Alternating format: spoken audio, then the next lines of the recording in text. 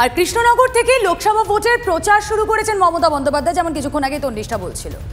বাংলায় গোহারা হারবে বিজেপি। মহুয়ার প্রচার থেকে আজ বিজেপিকে নিশানা করেছেন তৃণমূল সুপ্রিমো। শুনবো সেই বক্তব্য।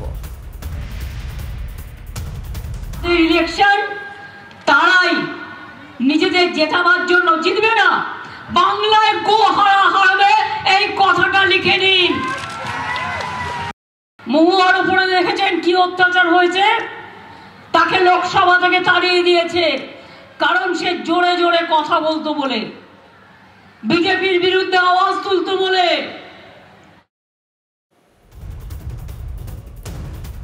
যেখানে বিজেপির শীর্ষ নেতৃত্ব যাচ্ছেন তারা বলছেন আবকি বার 400 পার। সেই বিষয়টাকে কটাক্ষ করলেন মমতা বন্দ্যোপাধ্যায়। আরে আগে 200 পার করে দেখাক। পাশাপাশি এই বঙ্গে বিজেপি গোহারা হারবে এ কথাও মমতা বন্দ্যোপাধ্যায় স্মরণ করিয়ে দিলেন। আমরা সরাসরি আরও একবার চলে যাব, সৌরভ গুহ প্রতিনিধি রয়েছেন সঙ্গে। সৌরভ, একটা মাঝখানে ব্রেক ছিল যখন প্রচার শুরু করে দিয়েছেন অভিষেক বন্দ্যোপাধ্যায়, যখন প্রচারে সামিল সব প্রার্থীরা, মমতা বন্দ্যোপাধ্যায় ব্রেক নিয়েছিলেন তার শারীরিক অসুস্থতার জন্য, কিন্তু তিনি ঝাঁপিয়ে পড়লেন ময়দানে আজ থেকে। কৃষ্ণনগরের সভা থেকে তিনি কি একটা ভোটের মুড সেট করে দিলেন গোটা বাংলায়? মমতা বন্দ্যোপাধ্যায়ের আজকের ভাষণ শুনে রুমেলা একটা জিনিস বোঝা যাবে যে তীব্রতাটা, বিজেপি বনাম তৃণমূল কংগ্রেসের যে দ্বৈরথের সাক্ষী হতে চলেছি আমরা আগামী 3 মাস ধরে, যে নির্বাচন হতে চলেছে সেইটার কিন্তু অবশ্যই একটা বার্তা, সেটার একটা আবহাওয়া কিন্তু নিশ্চয়ই আজকে তৈরি হয়ে গেল, যে তীব্রতার পরিবেশ তৈরি হয়ে গেল আজকে মমতা বন্দ্যোপাধ্যায়ের ভাষণে। যেখানে বিজেপি, রাজ্যের বিজেপি দাবি করছেন, শুভেন্দু অধিকারী দাবি করছেন 42টা আসনেই তারা জিতবেন, 42টা আসনকেই তারা টার্গেট করেছেন। তৃণমূল শিবির ছেড়ে অর্জুন সিং, তাপস রায়রা বিজেপিতে নাম লিখিয়ে প্রার্থী হয়েছেন। এরকম একটা তীব্র পরিস্থিতিতে গোহারান হারবে বিজেপি, এটা অবশ্যই প্রতিপক্ষকে একটা চাপে ফেলার কৌশল। কি ফলাফল হবে সেটা অবশ্যই নির্বাচনের ফলাফল সেটা বলবে, কিন্তু আপাতত তৃণমূল বনাম বিজেপির দ্বৈরথ জারি এবং সর্বভারতীয় স্তরে 200 আসন পার করবে না, এমনটাই কিন্তু বললেন তৃণমূল সুপ্রিমো। এটাও খুব গুরুত্বপূর্ণ।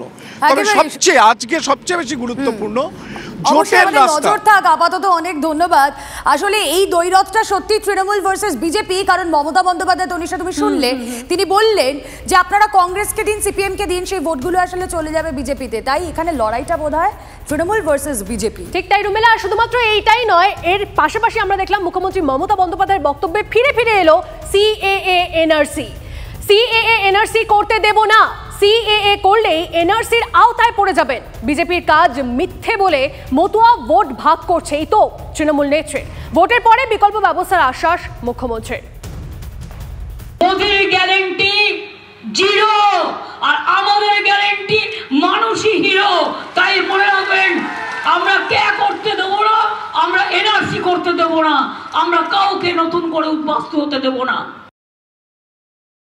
আমরা এটুকু জানি, উনি এই মুহূর্তে হিন্দু উদ্বাস্তুদের স্বার্থ বিরোধী কথা বলছেন। ওনার রাজনীতি বিভাজনের রাজনীতি, এই কথা বলে কিছু ধর্মান্ধ মৌলবাদীদের তিনি বার্তা দিচ্ছেন যে আমি তোমাদের সঙ্গে আছি, তোমরা সংঘবদ্ধ হও, তোমরা ভোট দাও, আমি তোমাদেরই লোক। সুতরাং ওই ইডি সিবিআই এর বিরুদ্ধে যতই আক্রমণ করুন না কেন, মমতা বন্দ্যোপাধ্যায় প্যারাট্রুপার পলিটিশিয়ান নন। তিনি জানেন ইডি সিবিআই আর ইনকাম ট্যাক্স গাছের কোন শিকড়ে নিচ পর্যন্ত পৌঁছে গেছে এবং কখন টানাটানি হবে তখন গোটা সরকারটা থাকবে না। আর স্বাভাবিকভাবেই মমতা বন্দ্যোপাধ্যায়ের এই বক্তব্যের পর বিরোধীরা তারাও বসেনি। সিএএ নিয়ে ভুল বোঝাচ্ছেন মমতা, বিজেপি ভয় দেখিয়ে ভোট পাবে না তৃণমূল। মমতার সিএএ তোপের পাল্টা হুঙ্কার নওশাদ সিদ্দিকের। সিএএটা হচ্ছে ভোট ধরা কল। তৃণমূল কংগ্রেস সিএর ভয় দেখিয়ে মুসলিম ভোটটাকে নিতে চাইছে। তৃণমূলের কাছে অন্য কোনো অপশান নাই বিজেপির ভয় দেখানো ছাড়া। কেন অপশনটাই মানে কিছুই করেনি তো, উল্টে লুটেছে। বাচ্চাদের মিড ডে মিলের থেকে এরা লুটেছে। সমব্যাথী প্রকল্প, যেখানে 2000 টাকা গরিব মানুষের কেউ মারা গেলে তার পরিবারকে সহযোগিতা করে সরকারের পক্ষ থেকে, সেখান থেকে তৃণমূল কংগ্রেস কাটমানি খেয়েছে। তো এই কি তৃণমূল কংগ্রেস ভোট পাবে?